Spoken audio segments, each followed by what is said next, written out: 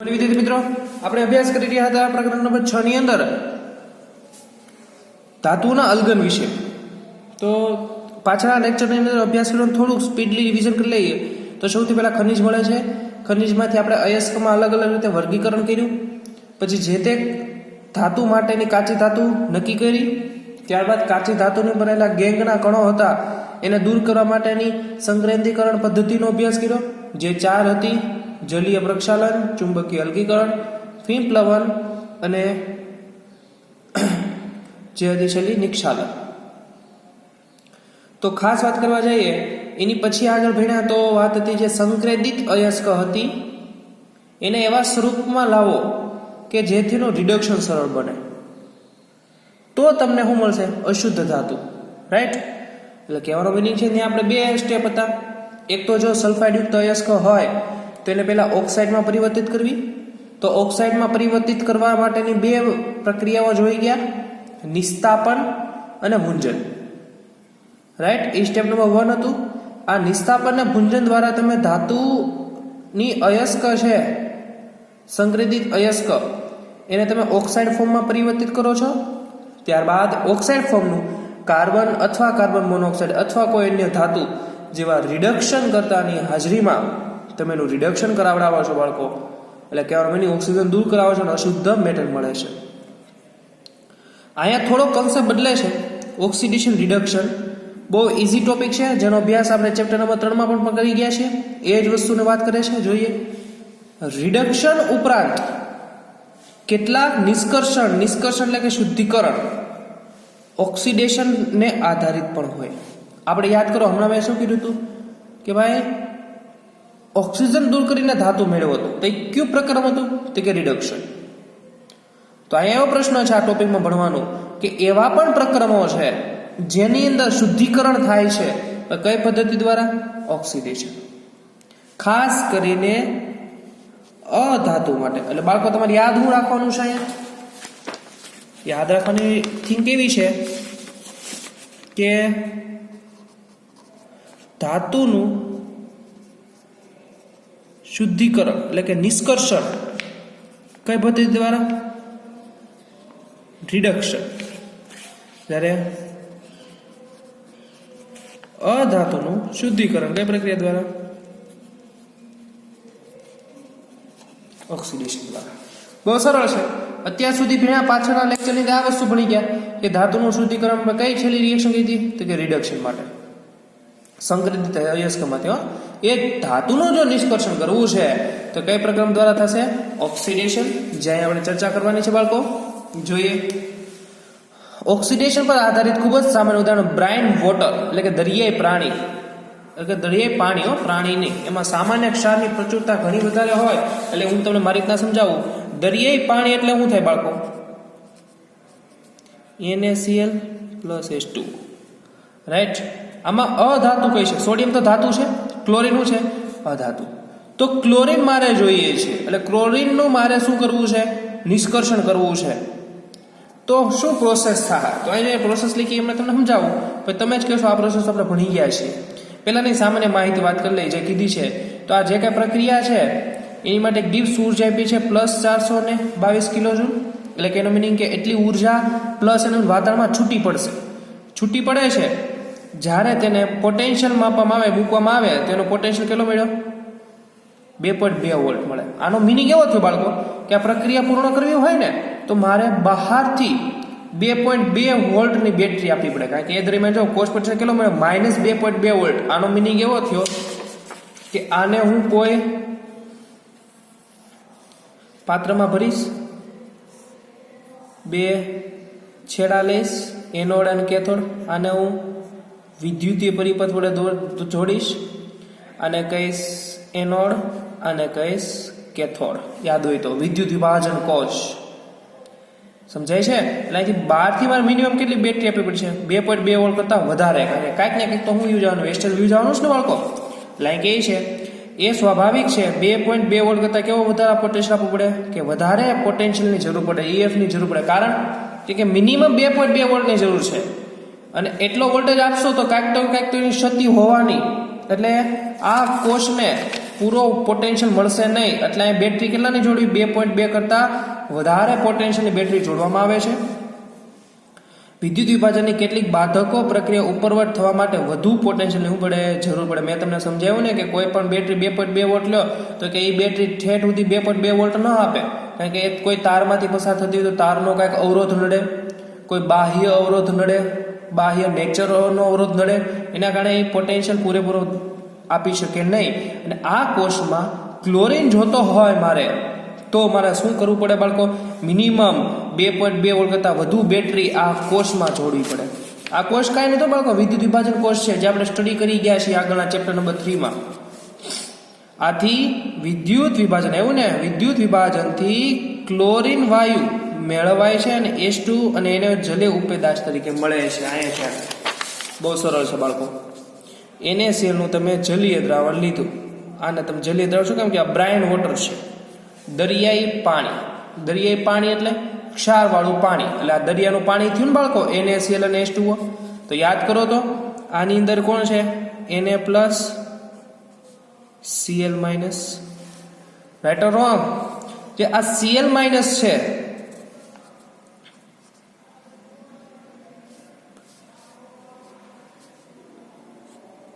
એ oxidation કરી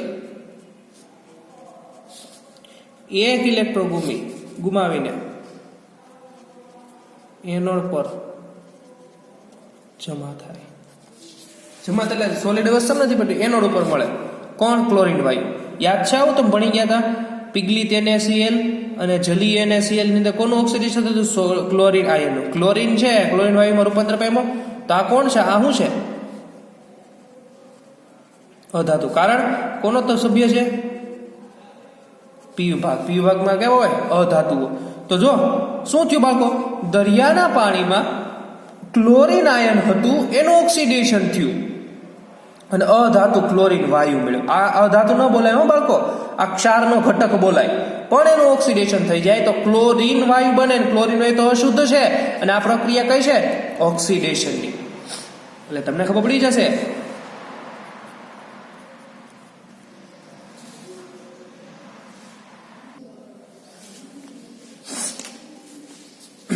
તમને યાદ હોય તો આની અંદર બીજો કોણ આયન હતો? H પ્લસ અને OH માઇનસ. તો યાદ છે Na પ્લસ કરતા H પ્લસ ની પોટેન્શિયલ વેલ્યુ વધારે હતી, યાદ હોય તો. એટલે અહીંયા Na પ્લસ રિડક્શન નહીં કરે. રિડક્શન કોણ કરશે?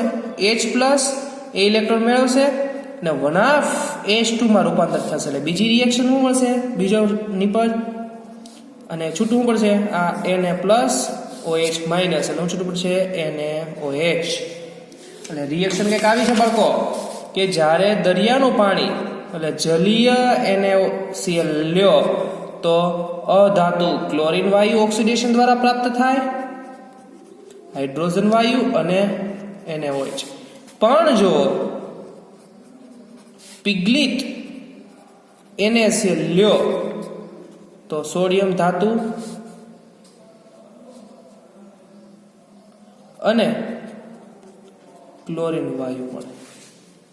બે વસ્તુ છે આ ચેપ્ટર 3 માં અભ્યાસ કર્યો તો. જો બંને સ્ટેપમાં કોમન વસ્તુ, બંને સ્ટેપમાં કોમન વસ્તુ આ કે ક્લોરાઇડ આયન એનોડ ઉપર ક્લોરીન વાયુ તરીકે જમા થાય છે. અને કઈ પ્રક્રિયા દ્વારા? ઓક્સિડેશન. તો ક્લોરીન કેવું છે? અધાતુ. એટલે કહેવાનો મીનિંગ એવો છે, ઘણી વખત અધાતુનું નિષ્કર્ષણ કરવું હોય તો ઓક્સિડેશન પ્રક્રિયાનો યુઝ થતો હોય છે. જે આપેલું છે બીજી વખત આ એક પાછી ભણી ગયા ફરીવાર આવે છે. અગાઉ શીખ્યા તે જ પ્રમાણે ગોલ્ડ અને સિલ્વરનું નિષ્કર્ષણ સાયનાઇડ આયન વડે નિક્ષાલનનો સમાવેશ. નિક્ષાલન તમે અભ્યાસ કરી ગયા ને, યાદ હોય તો. ને આવ્યું હતું KCN અથવા NaCN આવ્યું હતું. આ પણ ઓક્સિડેશન પ્રક્રિયા છે. એમાં યાદ કરો Ag હોય કોઈ મેટલ તો એમાં શું Ag પ્લસ માં રૂપાંતર થતું હતું. OU હોય તો OU પ્લસ માં ત્યાં સંકીર્ણ બનતું. યાદ છે? સંકીર્ણમાં ઓક્સિડેશન આ કેટલો હોય? +1 હોય. યાદ છે? અને પછી ધાતુ દ્વારા પાછળથી વિસ્થાપન થતું. જો આ વસ્તુ સેમ રિએક્શન ભણી ગયા, ત્યાં આ એમ લખ્યું હતું 4m લખ્યું હતું, ખબર હોય તો. એ જ છે 8CN 2H2O. આ મેં સંકીર્ણ બનાવી દીધું ખબર હોય તો, 4 OH છૂટા પડે. અહીંયા પછી ઝીંકનું ઓક્સિડેશન થાય.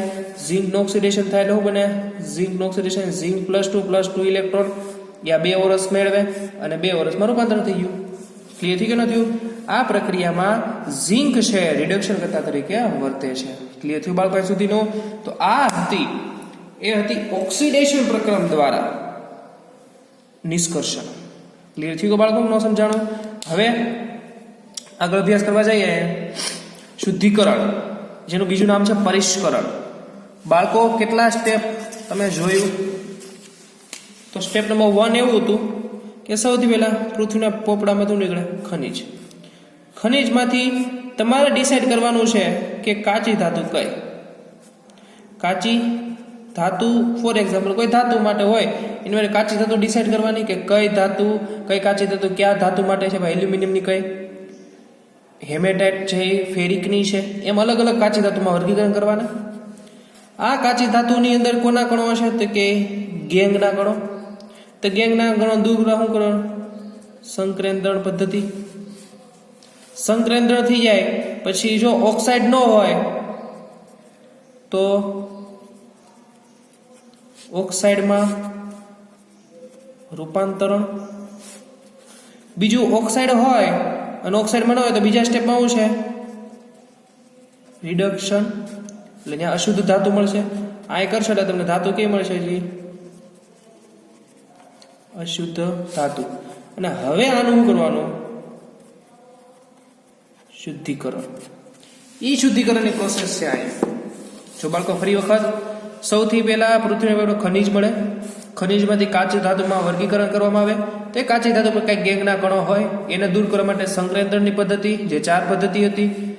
સંકેન્દ્રિત થઈ જાય પછી જે સંકેન્દ્રિત અયસ્ક હોય એમાં જો ઓક્સાઇડ ન હોય તેને ઓક્સાઇડમાં રૂપાંતર કરવા માટેની 2 પદ્ધતિ, નિસ્તાપન અને ભુંજન. ત્યારબાદ શું કરવાનું? રિડક્શન. રિડક્શન કરશો એટલે તમને અશુદ્ધ ધાતુ મળશે. અશુદ્ધ ધાતુનું કરવાનું? શુદ્ધિકરણ. આ શુદ્ધિકરણનું બીજું નામ છે પરિષ્કરણ. અને પરિષ્કરણની કુલ 6 પદ્ધતિઓ છે જે તમારા મોસ્ટ આઈએમપી છે. 2 માર્ક્સની અંદર પૂછવાની શક્યતાઓ રહેલી છે. તો જો કોઈ પણ પદ્ધતિથી મેળવેલ ધાતુ સામાન્ય રીતે કેટલીક અશુદ્ધિથી સંદૂષિત હોય છે. એટલે કે આપણે અત્યાર સુધી જે ધાતુ મેળવે બધી પ્રક્રિયાઓ દ્વારા એ ધાતુને હર કાંઈક તો શું છે? અશુદ્ધિ એની સાથે એટલે કે સંદૂષિત તરીકે હશે. ઉચ્ચ શુદ્ધતાવાળી ધાતુ મેળવવા માટે કેટલીક પદ્ધતિઓ વપરાય છે. બોર્ડમાં પ્રશ્ન પૂછાય છે કે ઉચ્ચ શુદ્ધતાવાળી ધાતુઓ મેળવવાની પદ્ધતિઓના નામ લખી ગમે તે એક પદ્ધતિનું વર્ણન કરો. તો તમારે આ 6 પદ્ધતિના નામ લખવાના છે અને આમાંથી એક પદ્ધતિનું વર્ણન કરવાનું રહેશે. જે ધાતુઓ અને અશુદ્ધિઓના ગુણધર્મોમાં રહેલા જુદાપણા પર આધારિત છે. પ્રશ્ન એમ પણ પૂછાય, ધાતુઓ અને અશુદ્ધિઓના ગુણધર્મોને આધારે જુદાપણા ધરાવતી પદ્ધતિઓનું વર્ણન કરો. તો એ પણ આવશે 6. કહેવાનો મિનિંગ બાળકો ગમે પ્રશ્ન પૂછાઈ શકે. બોર્ડમાં 2 માર્ક્સમાં એવો પણ પ્રશ્ન પૂછાય કે ધાતુના પરિષ્કરણ કરવા માટેની પદ્ધતિઓના નામ લખો અને ગમે તે એક પદ્ધતિનું વર્ણન કરો. તો પરિષ્કરણ કરવાની પદ્ધતિ કેટલી? તો કે 6 માંથી એક પદ્ધતિનું વર્ણન કરવાનું છે તમારે. ભૂલાવું ન જોઈએ બાળકો. આમાં ભૂલે ચૂકે તમે ઓલી ન નાખી દેતા. સંકેન્દ્રીકરણની પદ્ધતિ અલગ છે. સંકેન્દ્રીકરણની પદ્ધતિ છે એની માટે છે જે માથે ગેંગના કણો છે દૂર કરવા માટે છે સંકેન્દ્રણ. આ તો છેલ્લું સ્ટેપ છે. અશુદ્ધ ધાતુને વધુ શુદ્ધતાવાળી ધાતુમાં રૂપાંતરણ કરવા. એટલે પ્રશ્ન પૂછાઈ શકે કે અશુદ્ધ ધાતુમાંથી ઉચ્ચ શુદ્ધતાવાળી ધાતુ મેળવવા માટેની પદ્ધતિઓના નામ લખો અને ગમે તે એક પદ્ધતિનું વર્ણન કરો. તો બહુ સરળ છે બાળકો. કુલ 6 પદ્ધતિઓ છે. નિસ્યંદન, દ્રાવગલન, વિદ્યુત વિભાજન. આની વિશે આપણે બહુ સારી રીતે સ્ટડી કરી ગઈ, યાદ હોય તો બાળકો. વિદ્યુત વિભાજન, જૌન શુદ્ધિકરણ, બાષ્પકલા શુદ્ધિકરણ અને ક્રોમેટોગ્રાફી પદ્ધતિ. નિસ્યંદનની સ્ટાર્ટ કરો છે બાળકો. બહુ ઇઝી છે, ખાસ ભૂલવાનું નથી. રેડમાં કરેલી વસ્તુ 50 વાર લખો, 100 વાર લખો. આ વસ્તુ ભૂલાવી ન જોઈએ. પૂરી શક્યતાઓ છે આની અંદરથી 100 ને 200% ક્વેશ્ચન આમાંથી હશે ને હશે જ. MCQ નહીં તો 2 માર્ક્સનું ક્વેશ્ચન આ 2 પેજ જે ભણશું એમાંથી હશે ને હશે જ. એટલે ખાસ એટલી વસ્તુ સ્ટડી કરજો. જેમ કે કઈ ધાતુ? તો કે ઝિંક અને મર્ક્યુરી. આ 2 ધાતુ એવી છે જેઓના ગલન બિંદુ કેવા છે? નીચા. આ બંને ધાતુના ગલન બિંદુ કેવા છે બાળકો? નીચા. એટલે ખાસ યાદ રાખજો, ઝીંક અને મર્ક્યુરી ધાતુના ગલન બિંદુઓ કેવા છે? સોરી, ભૂલ થઈ ગઈ, ઉત્કલન બિંદુઓ કેવા છે? નીચા છે. એટલે કે નીચા ઉત્કલન ધરાવતી ધાતુ કઈ છે? બે, ઝીંક અને મર્ક્યુરી. આ ધાતુઓ માટે આ આપણે ઉપયોગી છે. કઈ રીતે? તો કે અશુદ્ધ ધાતુનું બાષ્પીભવન કરવામાં આવે જેથી નિસ્યંદિત તરીકે ધાતુ મળે. આપો નિસ્યંદન પદ્ધતિ બહુ બધી વખત ભણી ગયા, ધોરણ 9 થી આવેલી આવે છે. નિસ્યંદનની અંદર શું હોય? તો આ ઝીંક ધાતુ લઈએ ફોર એક્ઝામ્પલ. તો આ ઝીંક ધાતુને આપણે આ કોઈ પાત્રમાં ભેળી રેડી, આ ઝીંક ધાતુ છે ટુકડા,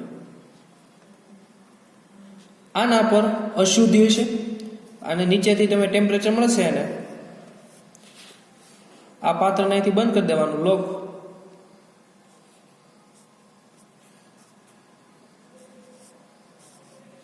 આ નળી છે,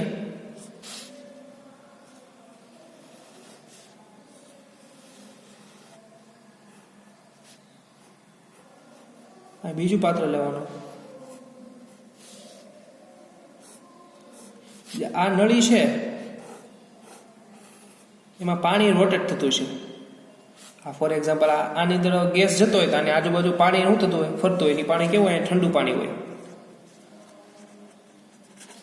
થશે હું જેવું ગરમી આપશો એટલે અશુદ્ધિઓ કરતા ઝીંક ધાતુ અને મર્ક્યુરી એટલે Hg, આ બંનેના ઉત્કલન બિંદુ નીચા છે. નીચા તાપમાનમાં છે તરત શું થાય? વરાળ. એટલે ઝીંક ધાતુ મર્ક્યુરી ધાતુ શું થાય? વરાળ. આ વરાળ આગળ જાય, અહીંયા આગળ જાય, અહીં પાણી ફરે છે એટલે વરાળ શું પડશે? ઠંડી પડશે એટલે શું થાય? અહીં જમા થાય. અહીં જમા થયું એ શું મળી જાય તમને? શુદ્ધ ઝીંક અને મર્ક્યુરી. ખબર પડી કે આ પદ્ધતિને શું બોલાય? નિસ્યંદન પદ્ધતિ. સમજાઈ ગઈ બાળકો? નિસ્યંદન પદ્ધતિ કોને કહેવાય? ખાસ યાદ રાખો, નિસ્યંદન પદ્ધતિ દ્વારા કઈ ધાતુને ઉચ્ચી શુદ્ધિવાળી ધાતુ બને શુદ્ધિકરણ માટે વાપરી શકાય? તો કે ઝીંક અને મર્ક્યુરી, જેના ઉત્કલન બિંદુ કેવા છે બાળકો? નીચા છે.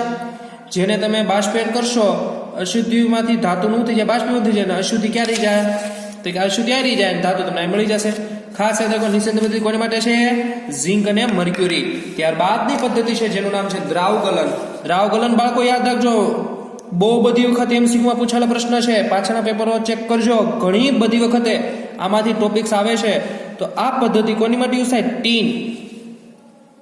ટીન ધાતુ માટે આ પદ્ધતિ યુઝ થાય છે. ખાસ યાદ રાખજો, જેવા નીચા તાપમાને, કેવા તાપમાને? નીચા તાપમાને ગલન પામતી. એનો મિનિંગ કે ટીનનું ગલન બિંદુ કેવું છે બાળકો? નીચું. જો આ નીચું ઉત્કલન બિંદુ હતું, આ નીચું છે ગલન બિંદુ. બાળકો આમાં જ કન્ફ્યુઝનમાં મુકાઈ જાય છે કે કોનું ઉત્કલન બિંદુ, કોનું ગલન બિંદુ. તો ઉત્કલન બિંદુ કોનું? ઝીંક અને મર્ક્યુરીનું નીચું છે એટલે અહીંયા નિસ્યંદન પદ્ધતિ વપરાય. ટીનનું ગલન બિંદુ નીચું છે એટલે અહીંયા દ્રાવગલન પદ્ધતિ વપરાય છે. પામતી ધાતુને ઢાળવાળી સપાટી પર વહેડાવવામાં આવે છે. આ રીતે ઊંચા ગલન બિંદુ વાળી અશુદ્ધિઓ શું થઈ જાય છે? અલગ પડી જાય છે. નીચું ગલન બિંદુ વાળી અશુદ્ધ ધાતુ અને ઊંચા ગલન બિંદુ વાળી અશુદ્ધિ બે ને શું થઈ જાય? અલગ. કારણ કે જે ઢાળો પરથી દળાવવામાં આવશે તો ગલન બિંદુ કોનું છે? નીચું. તો આ ધાતુનું, તો એ શું થઈ જાય છે? અશુદ્ધિથી શું થઈ જશે? અલગ થઈ જશે. બહુ ઇઝી રિએક્શન છે. ત્યારબાદની જે પદ્ધતિ છે જેનું નામ છે વિદ્યુત વિભાજન, જે આપણે સ્ટડી કરવાની છે. ખાસ ટી કરજો. આ હું તમને આખી જનરલી સમજાવી દઉં. વિદ્યુત વિભાજનની અંદર થાય છે શું, જેની પહેલા પણ અભ્યાસ કરી ગયા છે. તો એની અંદર એક વિદ્યુત વિભાજન કોષ લેવામાં આવે. જે ધાતુનું શુદ્ધિકરણ કરવું છે એ ધાતુનું વિદ્યુત વિભાજ્ય દ્રાવણ લેવામાં આવે. એની અંદર બે વિદ્યુત ધ્રુવ મૂકવામાં આવે, જેને નામ આપવામાં આવે એનોડ અને કેથોડ. એનોડ અને કેથોડ વચ્ચે બાહ્ય વિદ્યુતીય બેટરી એટલે કે પોટેન્શિયલ જોડવામાં આવે, એટલે કે ઈ જોડવામાં આવે, જેના દ્વારા અશુદ્ધ ધાતુનું આ છેડા પર ઓક્સિડેશન થશે અને શુદ્ધ ધાતુ અહીંયા કેથોડ ઉપર શું થાય? જમા. કઈ પ્રક્રિયા દ્વારા? રિડક્શન પ્રક્રિયા દ્વારા. આવો આપણે અભ્યાસ કરી ગયા છે, યાદ હોય તો. આ પદ્ધતિ છે વિદ્યુત વિભાજનની. ખબર પડી ગઈ ને? આમાં યાદ કરો, કોપર લીધું હતું, અહીંયા અશુદ્ધ કોપર લીધો હતો, અહીં શુદ્ધ કોપર જમા થતો હતો, અને અહીંથી કોપર સલ્ફેટનું દ્રાવણ લીધું હતું, CSO4 SO4 -2. યાદ છે આવું? એ જ રિએક્શન છે જો અહીંયા કે આ પદ્ધતિમાં અશુદ્ધ ધાતુને એનોડ તરીકે લેવામાં આવે અને એ જ ધાતુની બીજી શુદ્ધ પટ્ટીને કેથોડ તરીકે મૂકવામાં આવે, તેમજ ધાતુનું દ્રાવ્ય ક્ષાર ધરાવતું વિદ્યુત વિભાજ્ય પાત્રમાં મૂકવામાં આવે. કહેવાનો મિનિંગ છે મારે જે ધાતુનું શુદ્ધિકરણ કરવું છે એ જ ધાતુનું વિદ્યુત વિભાજ્ય દ્રાવણ લેવાનું, એને પાત્રની અંદર મૂકવાનું, એ પાત્રની અંદર એનોડ તરીકે અશુદ્ધ ધાતુ લેવાની અને શુદ્ધ ધાતુ તરીકે કેથોડ લેવાની. પણ હોવું જોઈએ કઈ એ જ. ફોર એક્ઝામ્પલ મેં કોપરનું શુદ્ધિકરણ કરવું છે તો અશુદ્ધ ધાતુનો છેડો એને એનોડ તરીકે મૂકીશ, શુદ્ધ ધાતુની પટ્ટી કોપરની ક્યાં મૂકી? કેથોડ ઉપર, અને દ્રાવણની અંદર કોનું સોલ્યુશન ભરી? કોપર સલ્ફેટનું. વધુ બેઝિક ધાતુ દ્રાવણમાં રહી જાય છે અને ઓછી બેઝિક ધાતુ એનોડ પંક એટલે અશુદ્ધિ તરીકે જમા થાય છે. આ પ્રક્રમને એવું બોલાય છે વિદ્યુત ધ્રુવ પોટેન્શિયલ અથવા અધિવોલ્ટતા અથવા ગિબ્સ ઉર્જાના સંકલ્પના આધારે સમજાઈ શકાય છે. તમે અગાઉના અભ્યાસ કર્યો છે એવું ને, અગાઉના વિભાગમાં અભ્યાસ કર્યો. એનોડ પર શું થાય તો અશુદ્ધ ધાતુ હોય મેટલ, એનું ઓક્સિડેશન થાય, એન ઇલેક્ટ્રોન, અને કેથોડ ઉપર દ્રાવણમાં રહેલો M+ આયન છે એને એન ઇલેક્ટ્રોન મેળવીને ધાતુ બને. યાદ છે ને ઓલી રિએક્શન છે આ કોપર વાળી? જો એ જ કે છે, જો આપ્યું કોપરનું શુદ્ધિકરણ સમજાવે છે. જુઓ ફોર એક્ઝામ્પલ કીધું કોપરનું શુદ્ધિકરણ વિદ્યુત વિભાજન પદ્ધતિનો ઉપયોગ કરીને કરવામાં આવે છે. એનોડ પર શું લેવાનું? અશુદ્ધ કોપરનો સળિયો લેવાનો અને કેથોડ પર લેવાનો શુદ્ધ કોપરની પટ્ટી લેવાની.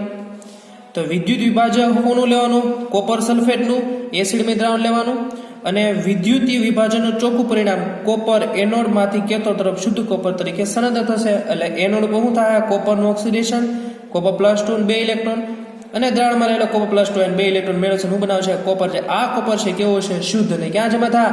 કેથોડ ઉપર. અહીં બીજું શું છે? આ બે શું છે? અહીંથી ધ્યાન રાખજો, સ્ટાર કરજો. ફોલાવાળા તાંબુ ત્યાં જો અહીં પૂછે કન્સેપ્ટ. જે આ પ્રક્રમ છે ને, જ્યારે ક્યુપ્રસ ઓક્સાઇડ હોય ક્યુપ્રસ સલ્ફાઇડ રિએક્શન કરે તો 6 મોલ કોપર બને. એ દરમિયાન સલ્ફર ડાયોક્સાઇડ વાયુ છૂટો પડે. આ સલ્ફર ડાયોક્સાઇડ વાયુ છૂટો પડે ને એટલે એના પર કેમ ફરફોલા પડ્યા હોય એવા કોપરની સપાટી પર ફરફોલા ટાઈપ પડી જાય, એટલે ફોલ્લા પડી જાય. ક્યારે? સલ્ફર ડાયોક્સાઇડ છૂટો પડ્યો એના કારણે, એટલે ફોલ્લાવાળું તાંબુ બોલાય છે.